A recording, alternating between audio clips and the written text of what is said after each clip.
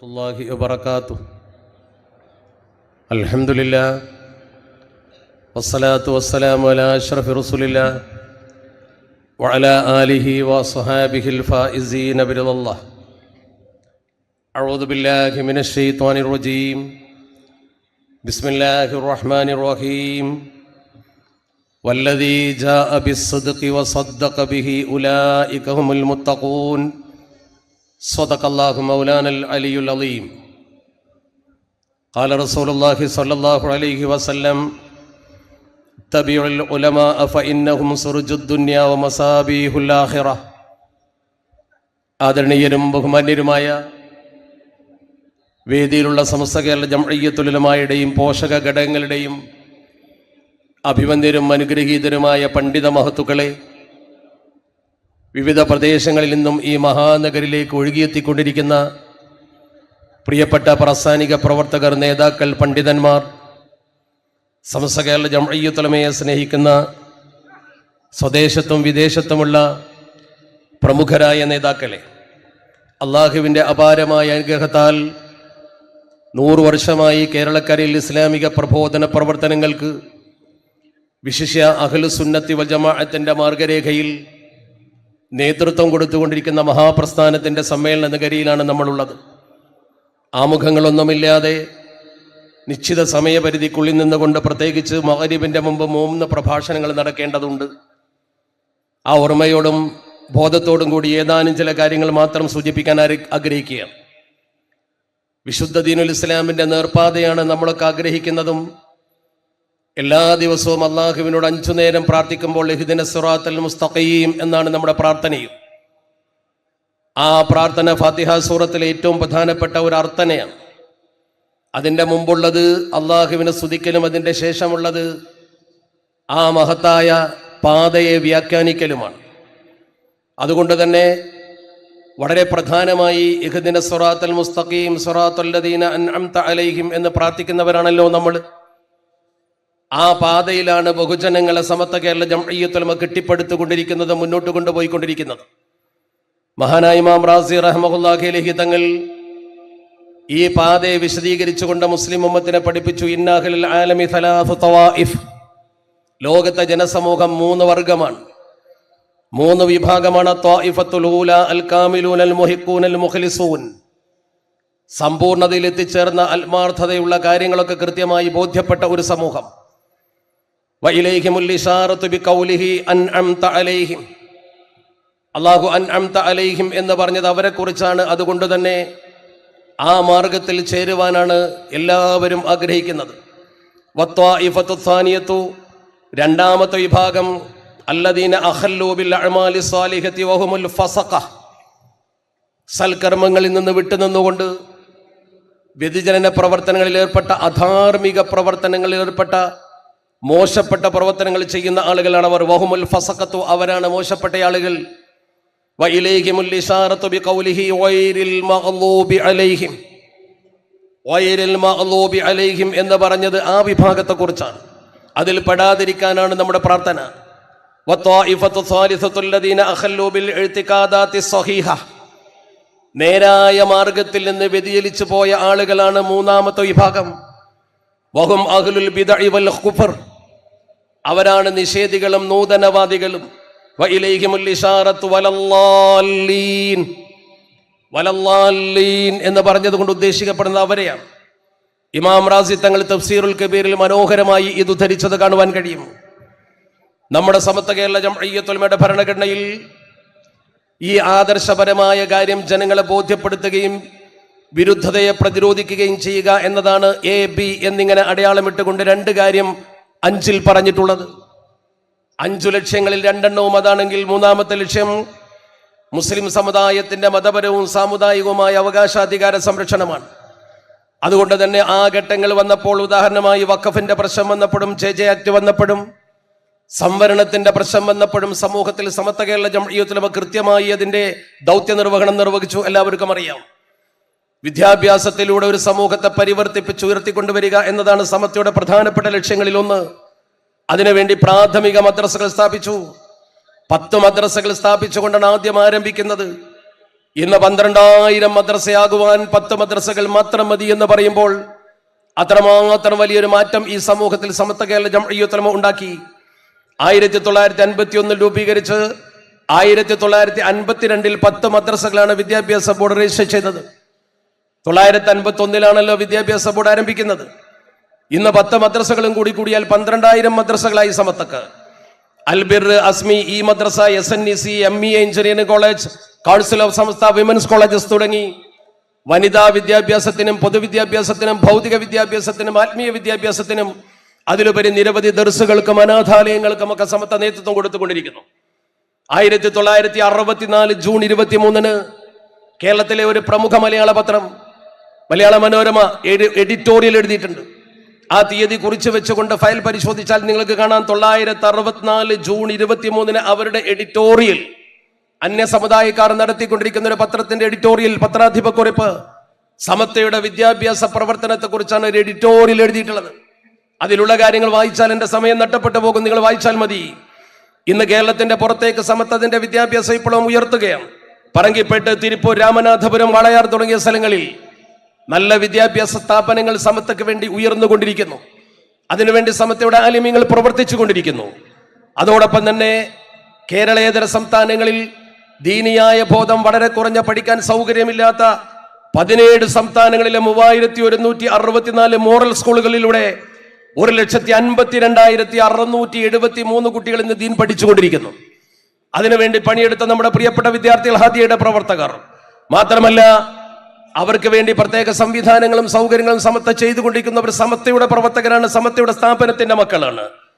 അതിനൊപ്പം തന്നെ ആ പ്രദേശങ്ങളിലൊക്കെ വിദ്യാഭ്യാസ വിപ്ലവം നടത്തുന്നതോടുകൂടി സമത്വയുടെ ചിന്ത അവർക്ക് പകർന്നു കൊടുക്കുന്നതിനും അഹ്ലുസ് സുന്നത്തി വൽ ജമാഅത്തിന്റെ നേർധാരിൽ നിർത്തുവാനും വളരെ വലിയ ശ്രമങ്ങളാണ് നടന്നുകൊണ്ടിരിക്കുന്നത് ഈ മക്തബുകളിലൂടെ. അതില്ലെങ്കിൽ അവർക്ക് ദീനീ പ്രവർത്തനം എന്തെന്നറിയില്ല. ദീൻ അറിഞ്ഞിട്ട് വേണ്ടേ ദീനീ പ്രവർത്തനം അറിയാൻ. 33 രാജ്യങ്ങളിലെ 500-ലധികം കുട്ടികൾ UAE റീഡ് ഇംഗ്ലീഷ് സ്കൂളിൽ പഠിച്ചുകൊണ്ടിരിക്കുന്നു. അറബ് നാട്ടിൽ പോലും അവിടെ വന്ന് ജോലി ചെയ്യുന്ന അന്യ പ്രദേശങ്ങളിലെ ആളുകൾക്ക് അന്താരാഷ്ട്ര നിലവാരമുള്ള സ്കൂൾ നടത്തുവാൻ വരെ, മതവിദ്യാഭ്യാസം പകർന്നു കൊടുക്കേണ്ട ആവശ്യം നിർവഹിക്കാൻ വരെ നമ്മുടെ സമത്വ കേരള ജംഇയ്യത്തുൽ മക്കൾ വളർന്നു.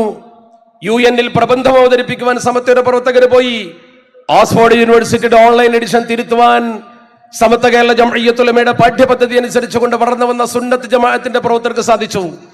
അതോടൊപ്പം തന്നെ പൊതുപ്രവർത്തനത്തിലേക്ക് നോക്കൂ. കോവിഡ് കാലത്ത് 5 കോടി രൂപയുടെ റിലീഫ് സമത്വം നടത്തി.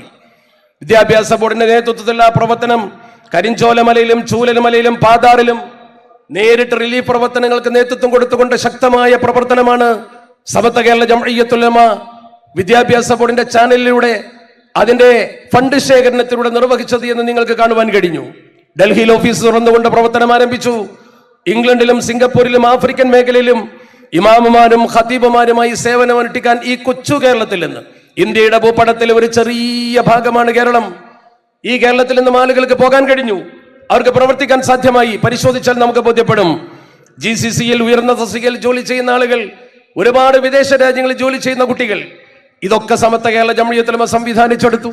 1 ലക്ഷത്തിൽ പരം മുഅല്ലിമീങ്ങൾ കേരളത്തിൽ പ്രവർത്തിച്ചു കൊണ്ടിരിക്കുന്നു. അതുപോലെ 12 ലക്ഷത്തോളം കുട്ടികൾക്ക് മതം പഠിപ്പിച്ചുകൊണ്ടിരിക്കുന്നു.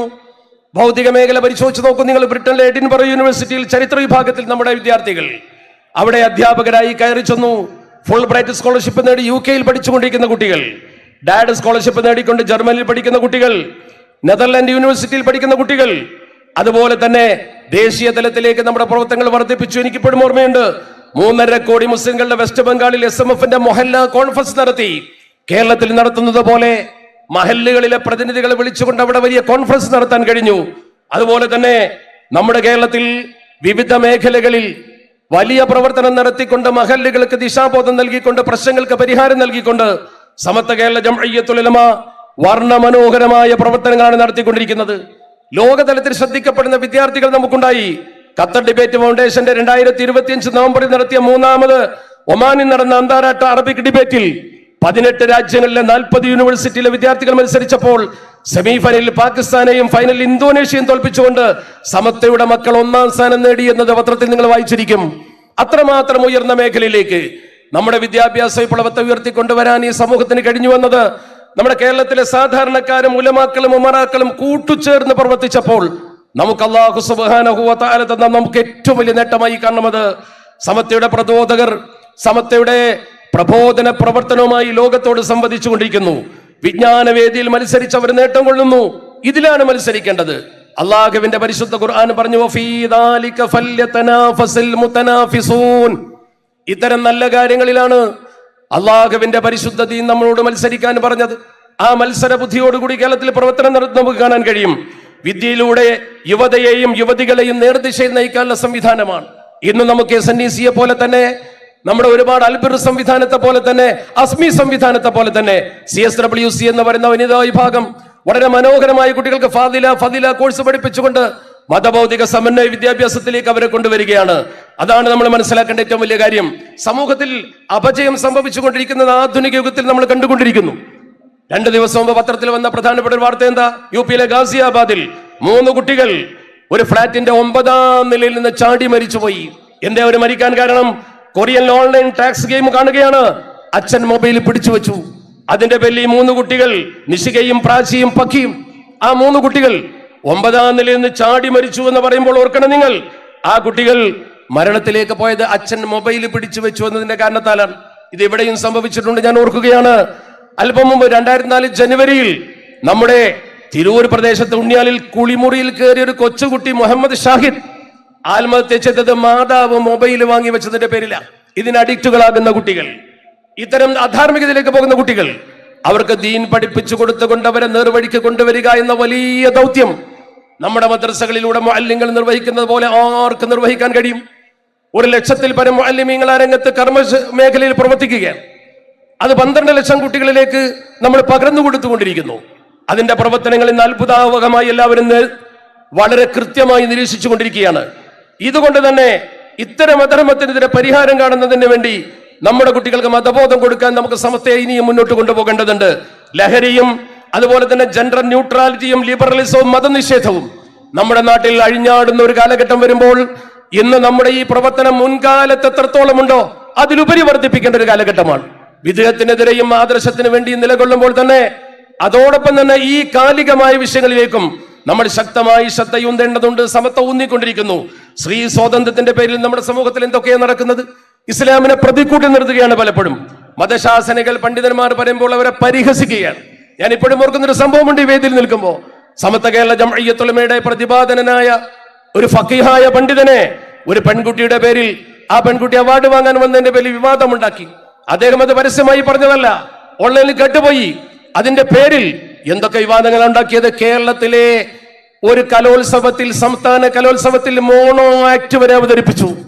പണ്ഡിതന്മാർ ദീൻ പറയുമ്പോൾ അതിനെതിരെ ഈ തരത്തിൽ മോണോ ആക്ടുകളുമായി പണ്ഡിതന്മാരെ അപമാനിക്കുവാനും അവരെ പഴഞ്ചന്മാരായി മുദ്രകുത്തുവാനും വരുന്ന ആളുകൾ എന്തേ മുസ്ലിം പണ്ഡിതന്മാർ മാത്രം പറഞ്ഞാൽ ആ വിഷയത്തിൽ ശ്രദ്ധ കേന്ദ്രീകരിക്കുന്നു?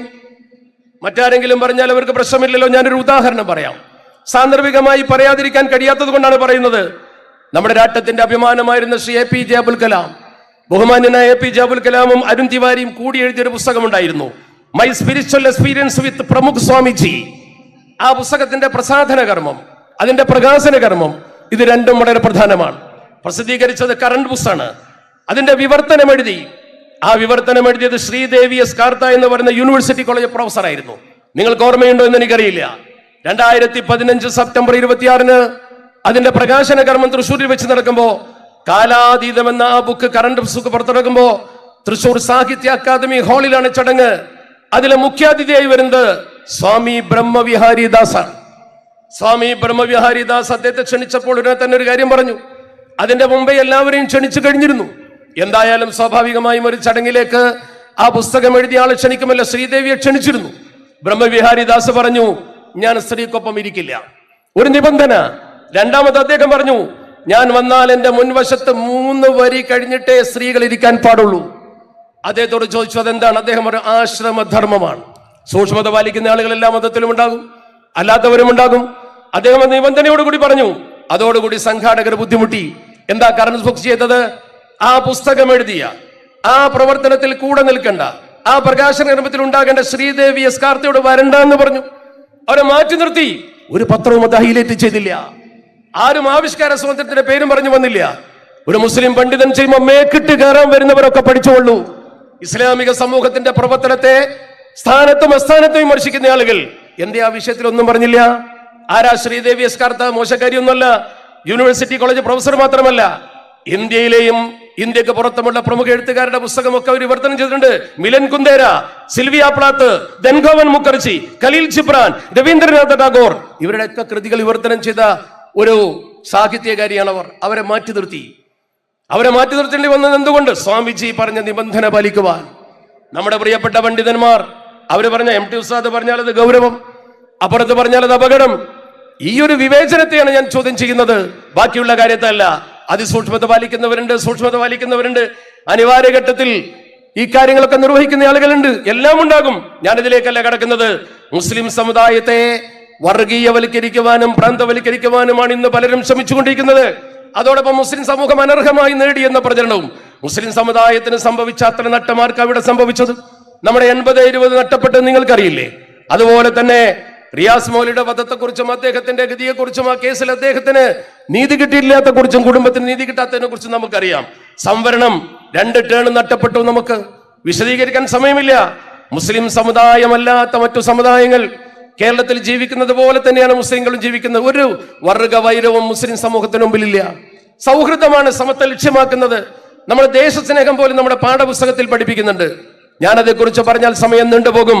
എന്നാൽ പാട്ടത്തിനടുത്തും കുടിശ്ശിക എഴുതി തള്ളിയും എയ്ഡഡ് വിദ്യാലയം മുതൽ സർക്കാർ സ്വത്തിൽ സ്കൂൾ നടത്തുന്ന സമുദായം, സർക്കാർ സ്വത്ത് ഉപയോഗിച്ചുകൊണ്ട് ആരാധനാലയം കെട്ടിപ്പടുത്ത സമുദായം കേരളത്തിൽ ഏതൊക്കെ ഉണ്ടെന്ന് പഠിച്ചു നോക്കൂ. കണക്ക് നിരത്തണോ?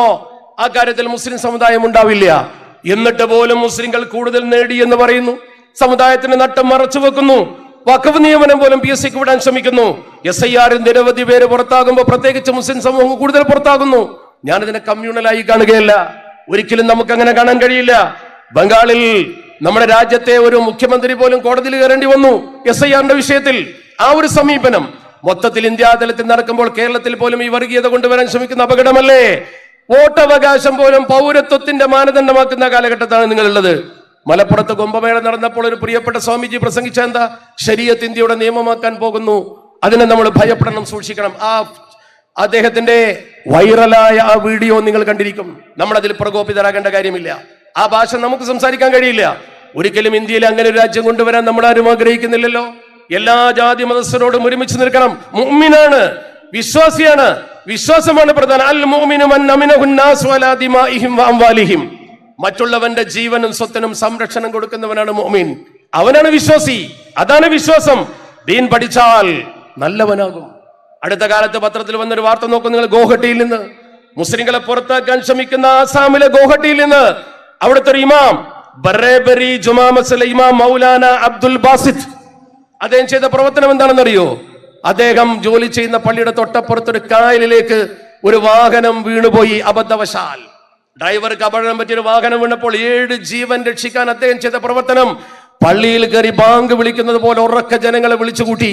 ബാങ്ക് വിളിക്കാൻ പാടില്ലെന്ന് പലരും നിയമം കൊണ്ടുവരുമ്പോൾ പള്ളിയിലെ ബാങ്ക് വിളിക്കുന്ന മൈക്ക് ഉപയോഗിച്ചുകൊണ്ട് മൗലാന അബ്ദുൽ ബാസിത്ത് വിളിച്ചത് കൊണ്ട് ആളുകൾ വന്നു. വാഹനമെടുത്ത് 7 പേര് രക്ഷപ്പെട്ടു.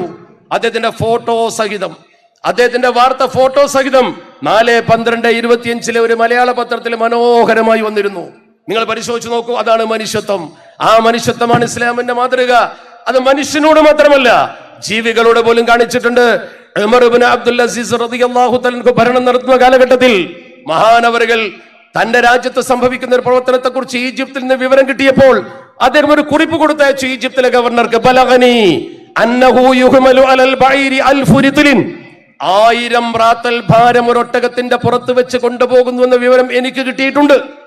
അതുകൊണ്ട് തന്നെ എന്റെ ഈ എഴുത്ത് നിനക്ക് കിട്ടിക്കഴിഞ്ഞാൽ ഫൈദാ അതാക കിതാബി ഹാദാ, എന്റെ ഈ ലെറ്റർ അവിടെ കിട്ടിക്കഴിഞ്ഞാൽ, ഒഫീഷ്യൽ ലെറ്റർ കിട്ടിക്കഴിഞ്ഞാൽ, ഫലാ അഅരിഫന്ന, ഞാൻ അറിഞ്ഞു പോകാൻ പാടില്ല, അന്നഹു യുഹ്മലു അലൽ ബഈരി അക്സറു മിൻ 600 റിത്ലിൻ, 600 റാത്തലിനേക്കാൾ ഒരൊട്ടകത്തിന്റെ പുറത്ത് കയറ്റിക്കൊണ്ടുപോകാൻ പാടില്ല എന്ന് ഒഫീഷ്യൽ നിയമം പാസാക്കിയ ഒരു ഭരണാധികാരിയാണ് ഉമർ ഇബ്നു അബ്ദുൽ അസീസ് റളിയല്ലാഹു തആല അൻഹു. ഈ നാഷണൽ ഹൈവേയുടെ ഓരത്ത് എത്ര വെയ് ബ്രിഡ്ജുകൾ ഉണ്ട്. ആ വെയ് ബ്രിഡ്ജുകൾ വാഹനങ്ങളിൽ എത്ര ലോഡ് കയറ്റണമെന്നാണ് പറയുന്നത്. ഒരു മൃഗത്തിന്റെ പുറത്ത് എത്ര ലോഡ് കയറ്റണമെന്ന് പറയുന്ന ഒരു നിയമവും ഇന്ത്യയിലില്ല, ലോകത്ത് വന്നിട്ടില്ല. ആ നിയമം പോലും സമൂഹത്തിന് കൊണ്ടുവന്ന് കാണിച്ചു കൊടുത്തത് മഹാനായ ഉമർ ഇബ്നു അബ്ദുൽ അസീസ് റളിയല്ലാഹു തആല അൻഹുവിന്റെ മാതൃകയാണ്. ആ മാതൃകയാണ് ഇസ്ലാം പിന്തുടരുന്നത്. ആ മാതൃകയാണ് നമ്മുടെ സമൂഹം പിന്തുടരുന്നത്. ആ മാതൃകക്കപ്പുറത്തേക്ക് മുസ്ലിങ്ങൾക്ക് പോകാൻ കഴിയില്ല. സൗഹൃദമാണ് ഇന്ത്യയുടെ സ്വാതന്ത്ര്യ സമര കാലഘട്ടത്തിൽ ചെയ്ത സേവനങ്ങൾ, ഇന്ത്യയുടെ രാജ്യസ്നേഹത്തിന്റെ പാരമ്പര്യം. ഇതൊക്കെ പരിശോധിക്കുമ്പോൾ ഈ സമുദായത്തെ മാറ്റി നിർത്താൻ കഴിയില്ല. സമത്വ ഇന്നും ഹുബ്ബുൽ വതൻ എന്ന പാഠം പഠിപ്പിച്ചു കൊടുത്തുകൊണ്ടിരിക്കുന്നു. ആദർശത്തിൽ ഉറച്ചു നിൽക്കുമ്പോഴും ദേശീയതയിലും മനുഷ്യ സൗഹാർദ്ദത്തിലും അതുപോലെ തന്നെ അന്യമതസ്ഥരോടുള്ള നല്ല പെരുമാറ്റത്തിലും ഉറച്ചു നിൽക്കുന്ന സമൂഹമാണ് നമ്മൾ. മലബാർ സമരം കത്തിജ്വലിച്ചു നിൽക്കുന്ന സമയത്ത് താനൂർ അബ്ദുറഹ്മാൻ ഷെയ്ഖ് എന്ന് പറയുന്ന നക്ഷബന്ദി ത്വരീഖത്തിന്റെ ഷെയ്ഖ്, അദ്ദേഹത്തിന്റെ പൗത്രൻ അഹമ്മദ് കുട്ടി എന്ന ആറ്റ മുസ്ലിയാർ 1921 ഒരു കവിത എഴുതി, 49 വരികൾ. അത്തരം കവിതകൾ, അത്തരം ചിന്തകൾ സമൂഹത്തിലെ കാലത്ത് ആരെങ്കിലും കാഴ്ചവെച്ചോ? അത്ര വലിയ ദേശസ്നേഹികളെ കണ്ടോ? അദ്ദേഹം മുസ്ലിം സമൂഹത്തോട് മൊത്തം പറഞ്ഞ എന്താ? ജനങ്ങളെ, നിങ്ങൾ ജീവനും സ്വത്തും രാജ്യത്തിന് വേണ്ടി കൊടുക്കണം. അതിന്റെ സമയമാണ്. യാ അയ്യുഹൽ മലഉൽ ഹിന്ദിയു ആനലകും ഇൻഫാഖു മുഖ്ജിം വ അംവാലിം ബിലാ ലജ്രി. നിങ്ങൾ ഒരു ഭയപ്പാടുമില്ലാതെ വിരസത, ബിലാ ലജ്ർ, ഒരു വിരസതയും കൂടാതെ ഇൻഫാഖു മുഖ്ജിം, നിങ്ങൾ ജീവൻ കൊടുക്കണം, നിങ്ങൾ മുതൽ കൊടുക്കണം. നിങ്ങൾ അത് അക്രമ സമരം നടത്തണമെന്നല്ല, രാജ്യത്തിന്റെ മോചനത്തിന്. അതിന് ഏക മാർഗമേ ഉള്ളൂ, ഗാന്ധിജി പറഞ്ഞ മാർഗം. അതേ ഗാന്ധിജിയുടെ മാർഗത്തെ പിന്തുണച്ചുകൊണ്ട് അദ്ദേഹം എഴുതിയ പുസ്തകം. ആ പുസ്തകത്തിലെ മനോഹരമായ വരി അദ്ദേഹം പറഞ്ഞു, കാലൂ സബീലു കലാഹജാതിനാ ജുമാ തർക്കുത്തവാലി മഅൽ ബ്രിട്ടീഷ് ബിൽ ഹജ്രി. ബ്രിട്ടനോട് ഒരു കാലത്തും സഹകരിക്കാൻ പാടില്ല, ബ്രിട്ടീഷുകാരോട് സഹകരിക്കാൻ പാടില്ല, ബ്രിട്ടനോട് സഹകരിക്കാതെ മാറി നിൽക്കണം എന്ന് പറഞ്ഞുകൊണ്ട് ദേശസ്നേഹത്തിന്റെ പാണ്ഡിത്യം ചാലിച്ച മനോഹരമായ കവിത സമൂഹത്തിന് കൊടുത്തുകൊണ്ട് ദേശസ്നേഹം ഉദ്ദീപിപ്പിച്ച പണ്ഡിതന്മാർ അവർ അഹ്ലുസ് സുന്നത്തി വൽ ജമാഅത്തിന്റെ മാർഗരേഖയിലായിരുന്നു.